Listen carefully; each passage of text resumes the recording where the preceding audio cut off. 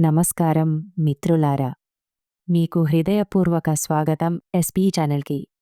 ఈరోజు మనం మాట్లాడబోయే కథ మన జీవితానికి చాలా దగ్గరగా ఉంటుంది. కాబట్టి జాగ్రత్తగా వినండి.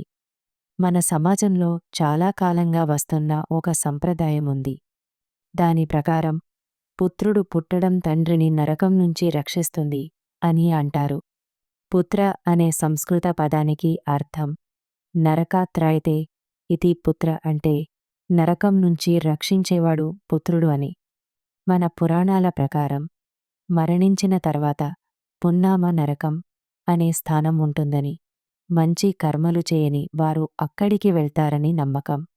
ఆ నరకం నుంచి తండ్రిని రక్షించేవాడు కొడుకు అని మన శాస్త్రాలు చెబుతున్నాయి.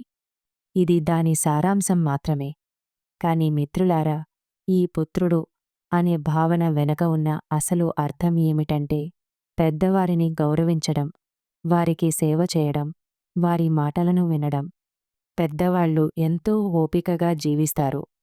కొంచెం ఆహారం, కొంచెం నీళ్లు, చిన్న పలకరింపు, ఒక చిన్న నమస్కారం, ఇవే వారికి చాలును. వారి మనసును మాటలతో నొప్పించకండి. వారి తప్పులను ఎత్తి చూపిస్తూ అవమానించకండి. అది మహాపాపం. ఎందుకంటే ఈనాటి యువతే రేపటి పెద్దవారు. అందరూ మంచిగా ఉండాలి. కాలాన్ని వృధా చేయకండి. డబ్బు ఉన్నవారితో డబ్బు లేనివారిని పోల్చకండి. అది నీకు లేదు, ఇది నాకు ఉంది అనే మాటలు మాట్లాడకండి. అలాంటి మాటలు మనసులను గాయపరుస్తాయి. ఇక ఒక ముఖ్యమైన విషయం మిత్రులారా, ఈనాటి సమాజంలో ఇంకా కొందరికి ఒక అపోహ ఉంది, కొడుకు పుడితేనే వంశం నిలుస్తుంది అని. కాని ఈరోజు ఆడపిల్లలు అన్ని రంగాల్లో విజయాలు సాధిస్తున్నారు.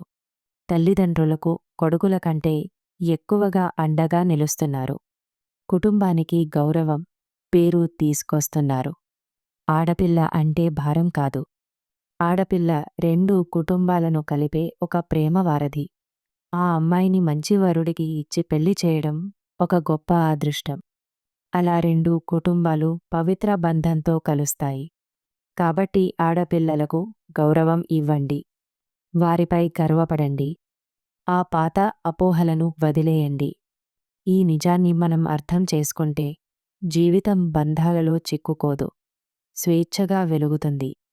ఈ కథ మీకు నచ్చితే లైక్ చేయండి, షేర్ చేయండి, కామెంట్స్లో మీ అభిప్రాయం చెప్పండి. మళ్ళీ కలుద్దాం కొత్త కథతో, కొత్త స్ఫూర్తితో. జై తెలుగు. నమస్కారం.